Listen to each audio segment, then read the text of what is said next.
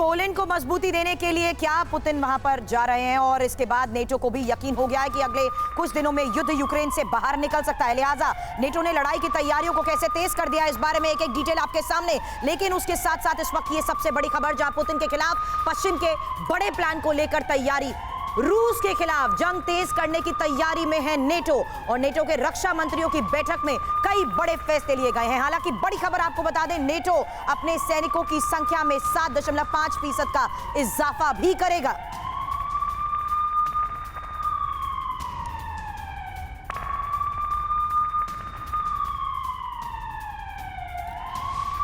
अब नेटो की इस बैठक के बाद युद्ध के इस हालात में लिए जा रहे बड़े फैसले, साथ ही सैनिकों की संख्या में इजाफा, क्या बड़ा संकेत दे रहा है? क्या पुतिन के खिलाफ पश्चिम की ये कोई बड़ी प्लानिंग है? और उस बड़ी प्लानिंग के तहत क्या अब 24 फरवरी को देखते हुए कोई बड़ा प्लान अंजाम दिए जाने वाला है? नेटो का ये प्लान आखिर है क्या, हम समझेंगे। तो नेटो के प्लान के बारे में आपको हम बताने वाले हैं कि क्या युद्ध में इसका होगा खौफनाक अंजाम। एक एक करके पॉइंट वाइज आपको सारी डिटेल्स देंगे। रिस्पांस फोर्स की संख्या 3 लाख करने की योजना है। बताया जा रहा है कि संख्या बढ़ाई जाएगी जवानों की। साथ ही अभी रिस्पांस फोर्स में कुल 40,000 जवान हैं, लेकिन इसे और बढ़ा दिया जाएगा। वहीं रिस्पांस फोर्स की संख्या 7.5% ज्यादा होगी। मकसद क्या है? पूर्वी सीमाओं को और मजबूत करना, यूक्रेन तक ज्यादा मदद पहुंचाना, सदस्य देशों को ज्यादा हथियार मुहैया कराना। तो देखिए, इसी मकसद के साथ कहा जा रहा है कि अब नाटो एक नई रणनीति पर काम कर रहा है। और साथ ही आपको यह भी बता दें कि इस मकसद के तहत ही कहा जा रहा है कि रूस को बड़ी चुनौती देने में कामयाबी मिल सकती है यूक्रेन को। हमारे साथ खास मेहमानों का पैनल भी जुड़ा हुआ है। सबसे पहले उनसे आपका परिचय एक बार फिर से करा देते हैं। Major general retired Ajay Chaturvedi साहब हमारे साथ हैं, रक्षा विशेषज्ञ के तौर पर। जेके त्रिपाठी साहब है, पूर्व राजदूत। वहीं air vice marshal retired OP Tiwari sir हैं, रक्षा विशेषज्ञ। और साथ ही professor Anshu Joshi, foreign expert, हमारे साथ जुड़ी हुई हैं। सबके पास एक एक करके जाएंगे। सबसे पहले अजय चतुर्वेदी सर, आपके पास आना चाहूंगी। ये जो नई रणनीति नाटो की आप देख रहे हैं, वो कितना काम आ पाएगी यूक्रेन के लिए रूस के खिलाफ? देखिए, एक मॉरल सपोर्ट डेफिनेटली यूक्रेन को मिल रहा है। और इसमें कहा जाए कि नेटो भी घबराया हुआ है। वो अपनी तैयारी इसलिए कर रहा है कि अगर कहीं उनके ऊपर कुछ हमला हो जाए तो उस पर कैसे वो निपटेंगे।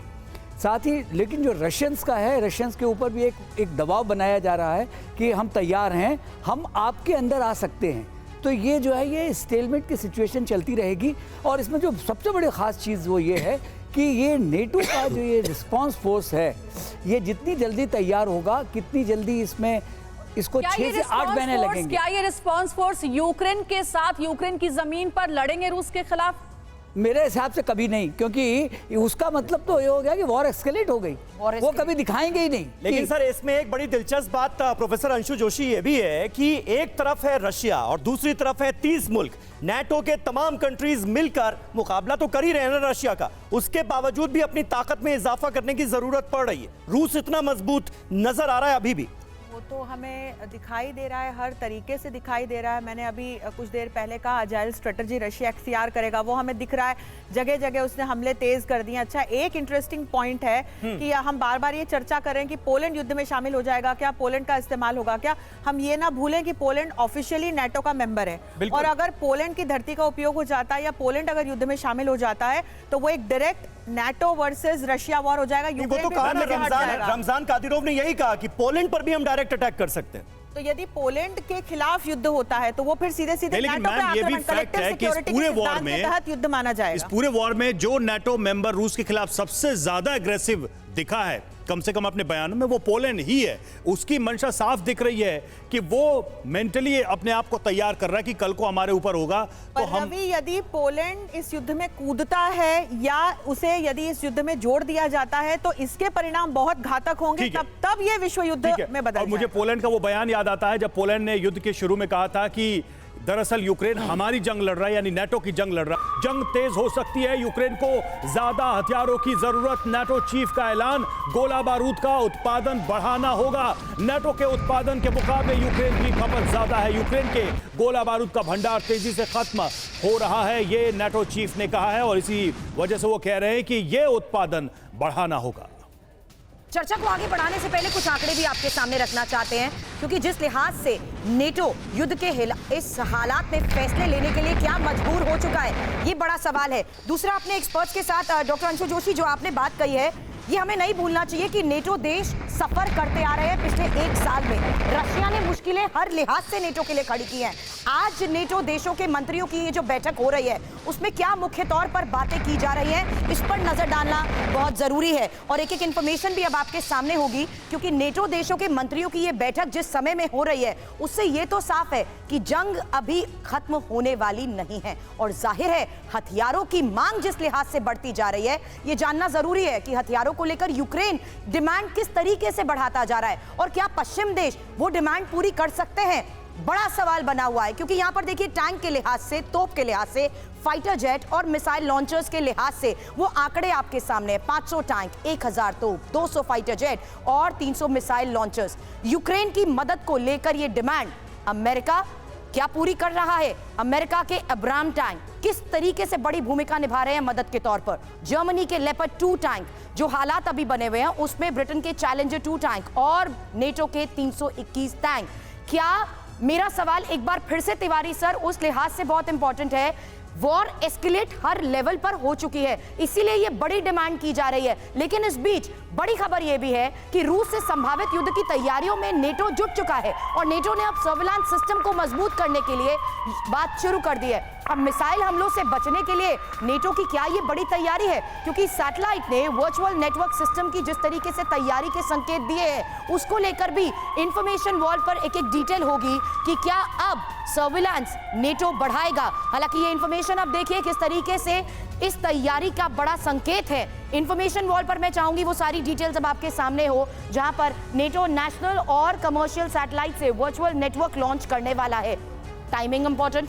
अब वर्चुअल नेटवर्क से नेटो के इंटेलिजेंस और सर्विलांस में सुधार की ये जो बात है, किस बात का ये संकेत दे रहे हैं? वर्चुअल नेटवर्क नेटो मिशन और उसके ऑपरेशन में किस लिहाज तक मददगार साबित होंगे? वर्चुअल नेटवर्क मिसाइल लॉन्च से पहले ही अलर्ट करता है, और महत्वपूर्ण ये भी है कि किस तरीके से नेटो देशों का बेहतर नेविगेशन और कम्युनिकेशन सिस्टम आज के इस हालात में मददगार साबित हो सकता है। तिवारी सर, अब ये तैयारी नेटो को मजबूर कर चुके हैं ना रूस, क्योंकि हर लिहाज से खामियाजा नेटो ने भुगता है पिछले 1 साल में। देखिए सुरभि, आज के वॉरफेयर में इंटेलिजेंस बहुत इंपॉर्टेंट है। इसका भी प्रूफ हम देख चुके हैं। जब रशिया के वॉरशिप्स गिराए गए या कुछ जनरल्स मारे गए, उस समय जापान और यूएसए का जो इंटेलिजेंस वर्क है, क्वांटम नेटवर्क बहुत स्ट्रांगली काम कर रहा था। उसके बाद से विड्रॉ कर लिया। लेकिन नाटो की 2-3 चीज़ें मैं वापस लाना चाहूँगा। अभी नाटो कह रहा है कि Ukraine is running out of armaments, supply कम हो रही है, तो this is a demoralising factor for the Ukrainian forces. Second point कह रहे हैं कि हम अपने नाटो देशों को आगे बढ़ाएंगे और री-इक्विप करेंगे। तो इसमें किसका फायदा होगा, किसके एमिनेशंस बिचेंगे? जिस लॉबी के बाइडन रिप्रेजेंट करते हैं, उनकी जो 4 या 5 एमिनेशन आर्मामेंट जो बड़ी बड़ी कंपनियां आज है, उन्हीं का तो सेल बढ़ेगा और नाटो देशों में आएगा। एक हिंदी में कहावत भी है कि पड़ोस में डकैती करा दो, अपने आप लोग हथियार खरीदने लगेंगे। यही हालत नाटो की भी हो रही है, ताकि जो छोटे छोटे देश हैं उनको कब तक सपोर्ट में आएगा, उनको अपने लिए इक्विप करना है। उनका जीडीपी का एक मेजर हिस्सा एक आर्मामेंट खरीदने में जा रहा है, और ये इनडायरेक्टली वहां के सिटीजन और लोगों को प्रभावित कर रहा है, उनके कंफर्ट को प्रभावित कर रहा है। फायदा सिर्फ अमेरिका का हो रहा है। ये वो सेक्टर्स हैं जो नेटो ने सफर किए हैं। यस, क्या, और अब इंटेलिजेंस पे आना चाहूंगा। नाटो सर्विलेंस बना रहा है। एक चीज हमने और पढ़ी थी कि कुछ इस वॉर में काफी डेवलपमेंट होता है, काफी इन्वेंशंस होते हैं। इवन यूक्रेनियन फोर्सेज ने भी काफी कुछ सॉफ्टवेयर डेवलप कर लिया है, जिसकी वजह से अपने आप ये लिंक बढ़ाते रहते हैं। तो this is a major period. उस समय नई नई चीजें इनोवेट होती हैं, लोग काम करते हैं, कई आर्मामेंट्स बनते हैं। सिमिलरली वर्ल्ड वॉर 1 सही बात है, और सर्विलांस बहुत अहम है, जिसमें इजाफे की बात अब कही जा रही है नाटो की तरफ से। नाटो के रक्षा मंत्रियों की बैठक में फैसला लिया गया, पुतिन के खिलाफ लड़ाई जारी रहेगी, यूक्रेन के साथ हम पूरी तरह खड़े रहेंगे, ये कहा गया है नाटो की तरफ से। नाटो के रक्षा मंत्रियों की इस बैठक में क्या फैसला लिया जाता है, इस पर पूरी दुनिया की नजरें थीं, क्योंकि ये मीटिंग रूस यूक्रेन जंग के मद्देनजर बहुत अहम साबित होगी, ये कयास लगाए जा रहे थे। लेकिन जो सबसे बड़ी बात निकलकर सामने आई है वो ये कि नाटो पूरी तरह से यूक्रेन के साथ मजबूती से खड़ा है और खड़ा रहेगा, ये फैसला ले लिया गया है। नाटो चीफ ने रूसी राष्ट्रपति को 2 टूक चेतावनी दे दी है। नाटो चीफ ने क्या कहा है? पुतिन ने यूक्रेन की बहादुरी को कम आंका है। ये एक क्लियर मैसेज दिया गया है पुतिन को। रूस नाटो के संकल्प को समझ ही नहीं सका कि नाटो किस हद तक जा सकता है यूक्रेन के लिए, ये रूस भांप नहीं पाया।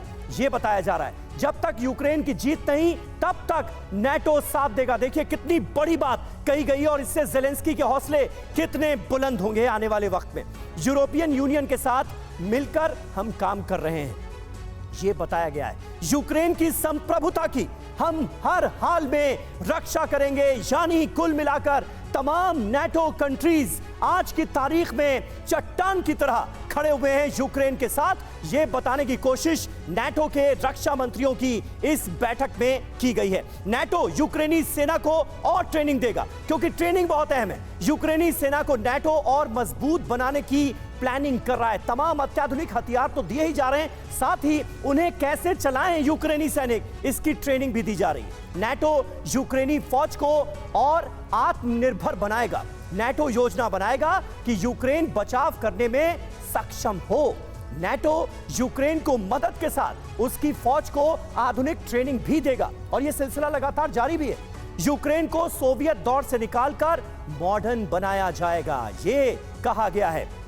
अजय चतुर्वेदी साहब, किस तरह से आप इस पूरे डेवलपमेंट को देखते हैं? और घूम फिरकर वही सवाल जहन में आता है कि नाटो सब कुछ तो कर रहा है, भले ही नाटो में शामिल नहीं हो सका यूक्रेन, लेकिन रूस के इस हमले के बाद नाटो कंट्रीज का इससे ज्यादा और सपोर्ट क्या मिल सकता है? बिल्कुल ठीक आपने कहा, नेटो पूरी तरह से इस पे इन्वॉल्व है, नंबर 1। नंबर 2 कि नेटो जो उनको ट्रेनिंग की बात कर रहा है, इसकी बात कर रहा है, उसमें थोड़ा टाइम लगेगा। जो हथियार भी दे रहे हैं उसमें भी काफ़ी झोल है। ब्रिटेन ने बोला है हम उनको चैलेंजर का 1 स्क्वाड्रन देंगे। 1 स्क्वाड्रन में कितने टैंक होते हैं? सिर्फ 13 टैंक। तो 13 टैंक वो दे रहे हैं। इब्राहिम ने बोला हम 1 स्क्वाड्रन देंगे, अमेरिका ने बोला है। तो जो हथियार दिए जा रहे हैं उसमें काफ़ी झोल झपाटा है। और जो उनके पास जो हथियार यूज़ हो रहे हैं, अगर आप देखिए कौन से हथियार यूज़ हो रहे हैं, वो T-72, जो कि T-72 आज से 20 साल पहले जो है वो ऑब्सोलेसेंस में जा चुके हैं। तो इसलिए ब्रैड BM-21 50 साल, जब मैं सेकेंड लेफ्टिनेंट था तब मैंने पहली बार ब्रैड BM-21 देखा था, इट वॉज 1975। तो ये सब चीज़ें जो 47-48 साल पुराने वो हथियार यूज़ हो रहे हैं। तो ये नेटो जो कर रहा है वो वही कर रहा है जो जेम्स बेकर ने बोला था कि हम नेटो को आगे बढ़ाएंगे। जो पुतिन कह रहे थे कि भाई हमारे तो सिक्योरिटी थ्रेट्स है अगर यूक्रेन तो फिल्मी डायलॉग है, बिल्कुल लागू हो रहा है कि पुराने हथियारों से नई जंग नहीं जीती जा सकती। तो लगता है कि यूक्रेन कोशिश वही कर रहा है और उसके पीछे नाटो भी कुछ ऐसा ही कर रहा है। देखिए नाटो की तैयारी के खिलाफ पुतिन का बड़ा प्लान क्या है? वो प्लान यूक्रेन पर बड़े हमले की तैयारी में पुतिन फाइटर जेट से बड़े हमले की प्लानिंग। यूक्रेन बॉर्डर पर भारी संख्या में फाइटर जेट पहुंचा रहा है रूस।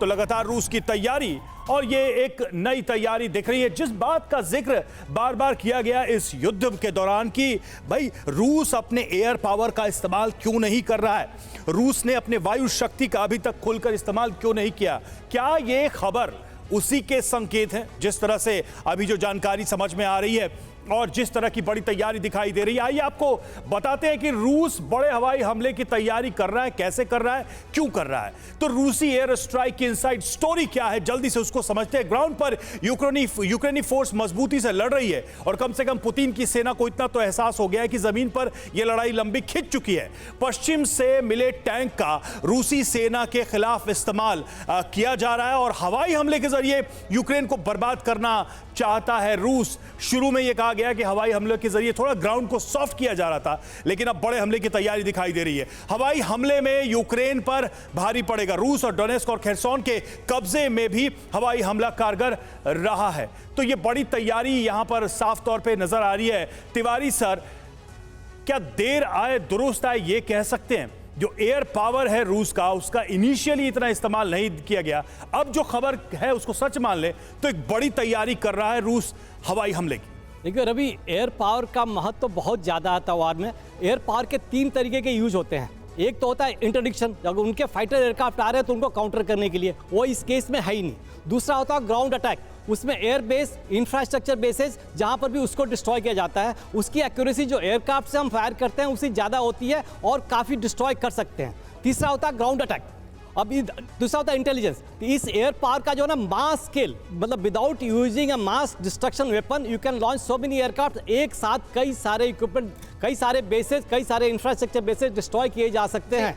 जब एक बॉम्बर एयरबोर्न होता है तो बॉम्बर की कैपेसिटी 10,000 20,000 पाउंड बॉम्ब्स गिरा सकते हैं। तो अब ये 10,000 पाउंड जो गिरेगा तो ऐसा नहीं होगा कि वहाँ का लाइट इंफ्रास्ट्रक्चर डिस्ट्रॉय होगा और हमने बना लिया। वो जब एक बार डिस्ट्रॉय करेंगे तो कीव का सारा कुछ डिस्ट्रॉय होगा। आएगी अगर बॉम्बर का इस्तेमाल किया जाएगा। रूस के हमले में कई यूक्रेनी मिलिट्री व्हीकल भी तबाह हो गए हैं। रूस की ओर से ये बड़ा हमला किया गया बखमुट में।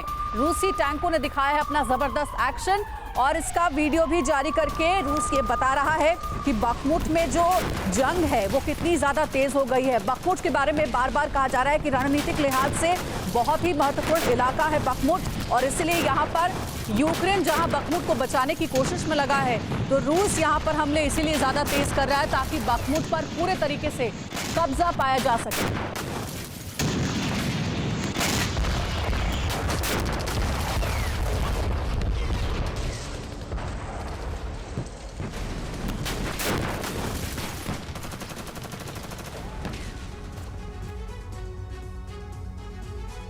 और आइए अब आपको ये बताते हैं कि बखमुट की जंग में यूक्रेन और रूस दोनों ने क्यों अपनी पूरी ताकत लगा दी है, पूरी ताकत झोंक दी है। पॉइंट वाइज आपको सारी डिटेल्स देंगे। देखिए, पुतिन का मिशन बखमुट युद्ध के 1 साल पूरे होने से पहले जीत सैनिकों का मनोबल बढ़ाएगा, ये कहना है पुतिन का और इसलिए सख्त निर्देश दिए गए हैं कि बड़ा जो अचीवमेंट है वो यूक्रेन के खिलाफ किया जाए। हार के बाद यूक्रेन की सेना पर मनोवैज्ञानिक असर भी होगा, इसलिए भी बखमुट में जंग बहुत ज्यादा बढ़ गई है। प्रॉपर एक मिशन दिया गया सैनिकों को। स्लोवियांस्क और क्रामातोर्स्क की ओर बढ़ना रूस के लिए आसान होगा। बखमुट का इस्तेमाल इसलिए भी किया जा रहा है और कहा जा रहा है कि पूर्वी और दक्षिणी बॉर्डर पर रूसी सेना की पोजीशन और ज्यादा मजबूत हो जाएगी अगर पूरी तरीके से बखमुट पर रूस कब्जा कर लेता है। तो हमारे साथ त्रिपाठी सर है, उनका रुख करना चाहूंगी। त्रिपाठी सर, बखमुट कई बार इसके बारे में चर्चा हो चुकी है जिसके बारे में आपने बताया कि रणनीतिक लिहाज से बहुत ही महत्वपूर्ण है ये इलाका, इसलिए यहाँ पर रूस ने हमले और ज्यादा तेज कर दिए हैं। फिलहाल जो जंग चल रही है, पुतिन ने जो सैनिकों को निर्देश दिया है उस पर कितनी हम उम्मीद रखें कि बखमुट पर पूरी तरीके से कंट्रोल हो जाएगा रूस का, क्योंकि यूक्रेन का पलटवार वहां पर बहुत ज्यादा भी फेस करने को मिल रहा है। त्रिपाठी सर, देखिए, बाखमुत में आधे से ज़्यादा बाखमुत पे रूसी सेना का कब्जा हो गया है, जैसा कि वहाँ के मेयर ने भी और कई लोगों ने वहाँ कहा है। बाखमुत, आप सही कह रहे हैं कि रूस के लिए इसलिए भी इम्पॉर्टेंट है कि अगर बाखमुत पे पूरा कब्जा कर लेगा तो एक हिसाब से उसको डोनेट्स्क में कब्जा करने, कंट्रोल करने में आसानी होगी और पूरा साउथ ईस्ट यूक्रेन जो है वो रूस सिक्योर कर लेगा। क्रीमिया उससे सिक्योर हो जाएगा, क्रीमिया पे हमले की संभावना ख़त्म हो जाएगी। तो ये बहुत इम्पॉर्टेंट पॉइंट है इस बार का। और इसके बाद रूस जो है, देखिए, रूस फिर उधर 24 फरवरी का जो बार बार जिक्र हो रहा है, क्या इस रीजन की बात हो रही है कि इस रीजन में कुछ बड़ा हो सकता है? Donbas region? बिल्कुल, 24 फरवरी तक इस रीजन में कुछ बड़ा होगा, लेकिन लड़ाई तब भी नहीं खत्म होगी। लड़ाई मेरे ख्याल से मार्च के थर्ड वीक या सेकेंड वीक के एंड तक खत्म हो सकती है, क्योंकि रूसी डिप्टी डिफेंस मिनिस्टर ने ऑलरेडी कहा है कि हम 1 अप्रैल से बातचीत शुरू करेंगे और उस बातचीत शुरू करने के लिए उनको एक कंट्रोलिंग पोजीशन में होना जरूरी है और उसमें बखमुट बहुत ज्यादा इंपॉर्टेंट हो जाता है सर। और संकेत इस बात से भी, क्योंकि अगली बड़ी खबर देखिए, जहां बखमुट में रूसी सेना जिस लिहाज से आगे बढ़ रही है, 4 किलोमीटर और अंदर रूसी सेना पहुंच चुकी है। रूसी सेना को रोकने के लिए बखमुट में यूक्रेन ने एक ब्रिज को भी उड़ा दिया था।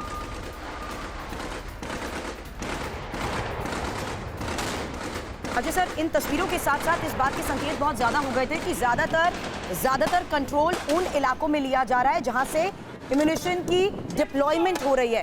क्या ये भी एक रणनीति थी कि उन बॉर्डर एरियाज पर डिप्लॉयमेंट करके सबसे ज्यादा अटैक तेज कर दिए जाए, जिन बॉर्डर एरियाज से ये तमाम वेपन्स वहां तक पहुंचाए जा रहे हैं? दूसरी महत्वपूर्ण बात यह कि बखमुट की इस जंग को लेकर क्या अब वाकई एक निर्णायक मोड़ आता हुआ नजर आ रहा है, हर उस लिहाज से जहां पर युद्ध में इस बदलती रणनीति के साथ साथ ये डिप्लॉयमेंट्स बड़े संकेत दे रही है, क्योंकि बखमुट की ये जंग रूस यूक्रेन युद्ध में बहुत निर्णायक मोड़ पर है। समझना जरूरी है बखमुट जंग को लेकर आखिर अभी तक किसने क्या किया है। उस लिहाज से देखिए, ज़ेलेंस्की बखमुट में एक एक इंच के लिए जिस लिहाज से लड़ाई लड़ते जा रहे हैं, वॉर जोन में तमाम उन तस्वीरों को जारी कर बड़े दावे किए जाते हैं। नेटो चीफ स्टोल्टनबर्ग कह रहे हैं बखमुट में हालात कठिन जरूर हैं, भयंकर युद्ध यहां पर जारी है। तीसरी महत्वपूर्ण बात यह कि जिस लिहाज से वागनर ग्रुप इस पूरे रीजन पर कड़ी टक्कर देता जा रहा है, वो एक बड़ी चुनौती बना हुआ है। जॉन किर्बी, प्रवक्ता व्हाइट हाउस की तरफ से कहा गया, पिछले 2 दिनों में बखमुत में रूस और ज्यादा दबदबा बना चुका है, जबकि रूसी रक्षा मंत्रालय बखमुत के अहम ठिकानों पर कब्जे की बात दोहराते आ रहे हैं। अजय सर, अब बताइए बखमुत कितना ज्यादा क्रूशियल हो चुका है, क्योंकि ये साफ है, बखमुत की बात करें या ज़ेपोरिज़िया, हर लिहाज से रूस ने नेटो को मजबूर कर दिया है और वो सफर करता आया है पिछले 1 साल से। सर, मैं ये बात बार बार इसलिए दोहरा रही हूं क्योंकि नेटो ने चिंता जाहिर की है एनर्जी के लिहाज से, और सर्दियों में जिस लिहाज से वो डिमांड बढ़ी थी, नेटो सफर कर चुका है। अब रूस क्या ऐसा करेगा जो इन बॉर्डर एरियाज पर कब्जा बनाने की उसकी कोशिश है? देखिए, 2-3 चीज़ें इसमें आपको गौर से देखना चाहिए और ये एक कॉम्प्रहेंसिव लुक देखने की ज़रूरत है। बाखमुत का अटैक खैरसॉन के साथ देखना चाहिए और साथ ही खार्किव और नॉर्थ में सुमी एरिया में भी देखना चाहिए। हाँ। ये लाइन अगर ठीक हो गई तो Belgorod to Bakhmut to Zaporizhzhia to Crimea. अच्छा, इसमें एक जो अभी थोड़ी देर पहले आपने बताया खाशोवका एक वाटर बहुत बड़ा वाटर रिजर्वॉयर है, उस पर रशिया पहले कब्जा करना चाहता है, क्योंकि अगर वो नहीं हुआ और यूक्रेन ने उस पर कब्जा रखा। Russia ready to govern, Russia कब्जा के बाद गवर्न कर सकता है। बिल्कुल, इसमें पूरे के पूरे रशियन है। ज़ेपोरिज़िया में 5000 और सैनिकों की तैनाती होगी। एक हफ्ते में यूक्रेन ने 5000 सैनिक यहां तैनात कर दिए। अभी ज़ेपोरिज़िया में 20,000 सैनिक लड़ रहे हैं। तो ज़ेपोरिज़िया में अपनी स्थिति और मजबूत करता हुआ यूक्रेन नजर आ रहा है। तो ज़ेपोरिज़िया बड़ा अहम है। इससे पहले भी ज़ेपोरिज़िया पर पूरी तरह से कब्जे का दावा रशिया की तरफ से किया गया था। ज़ेपोरिज़िया न्यूक्लियर पावर प्लांट को भी खतरा हो सकता है इस जंग के मद्देनजर, इसको लेकर भी तमाम आशंकाएं जाहिर की गई हैं और दुनिया की चिंता का बड़ा सबब बना हुआ है ये पूरा इलाका। अब आपको मैप के जरिए युद्ध क्षेत्र की तस्वीर हम दिखाते हैं, जिससे आप अंदाजा लगा सकेंगे कि कौन कहां कितना मजबूत है। देखिए, रूसी सेना का कब्जा जहां जहां हुआ है वो इलाके कौन कौन से हैं? लुहांस्क, डोनेस्क और ये रहा ज़ेपोरिज़िया, यानी डोनबास रीजन। और ये ज़ेपोरिज़िया का पूरा रीजन बहुत क्रूशियल है, बहुत अहम है और यहां पर कब्जा जमाने की स्ट्रैटेजी जो है रशिया की सीधे तौर पर नजर आती है। तो कुल मिलाकर प्रोफेसर अंशु जोशी, मैं आपसे जानना चाहूंगा, ये जो ज़ेपोरिज़िया की जंग है ये खत्म होती क्यों नजर नहीं आ रही?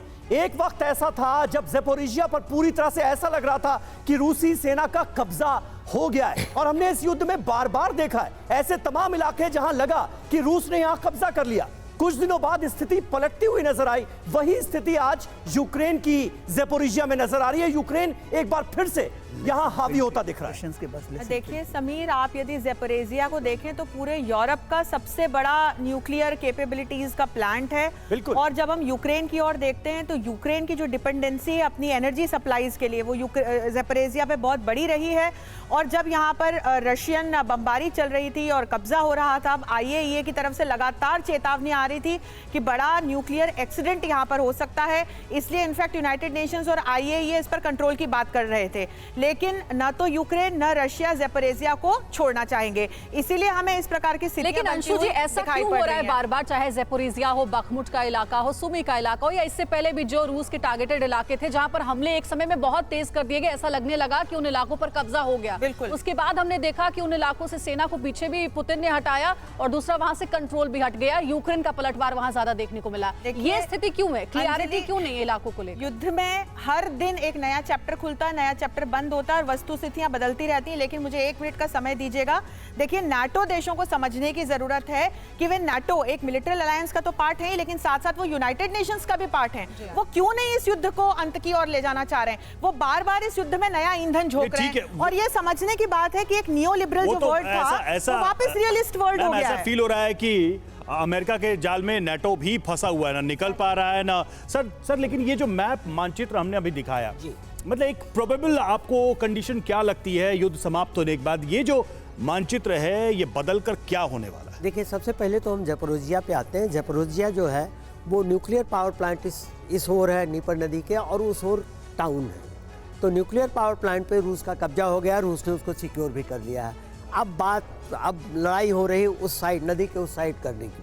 तो अगर वो हो जाता है तो पूरे का पूरा साउथ ईस्ट जो कि डोनेट्स्क, लुहांस्क और उसके साथ साथ क्रीमिया पर कब्जे को बरकरार करने के लिए, परमानेंट करने के लिए, सीमेंट करने के लिए रूस के लिए बहुत ज़रूरी होता है। रूस ने शुरू में ही यही कहा था कि डोनेट्स्क और लुहांस्क में चूँकि रशियन आबादी के लोग काफ़ी हैं सब्सटेंशियल संख्या में, इसलिए उनके हितों का ध्यान रखना जरूरी है, जो यूक्रेन ने नहीं रखा, जो मिन्स्क प्रोटोकॉल के तहत करना चाहिए था। तो रशिया की यही स्ट्रेटेजी रहेगी कि उतने हिस्से को काट के यानी चतुर्वेदी सर की एक जो एथनिसिटी है वो रशिया को टोटल कंट्रोल में हेल्प करेगी आफ्टर वॉर।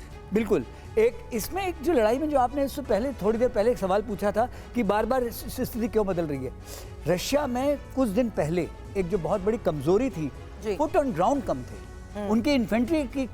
आप कहीं पे हवा से कितनी भी मिसाइल दाग लो, उसको जमीन खत्म कर दो, लेकिन उस पर जब तक आप जाके फिजिकली कब्जा नहीं करोगे तब तक वो आपका हिस्सा मैंने तभी नहीं। तो ये सवाल पूछा था, क्या अब यहाँ कब्जे की इस लड़ाई में रशिया गवर्न करने के लिए इस पोजीशन में आ चुका है? क्योंकि क्या हुआ, उन्होंने जो पिछले 6 महीने में जो उसके आपको खेलसोन बहुत इंपॉर्टेंट था जब उन्होंने लूज किया। सॉरी टू बटन सर, लेकिन यूक्रेन यही तो नहीं चाहता, इसीलिए वो बार बार मदद की डिमांड कर रहे हैं। और अगली बड़ी खबर देखिए, क्योंकि यूक्रेन की 93rd ब्रिगेड ने जबरदस्त अटैक किए हैं और बाखमुट में वैगनर फोर्सेस के खिलाफ यूक्रेन जिस तरीके से वार पलटवार कर रहा है, वो कब्जा छुड़वा भी रहा है और उसमें कुछ हद तक कामयाब भी हो चुका है।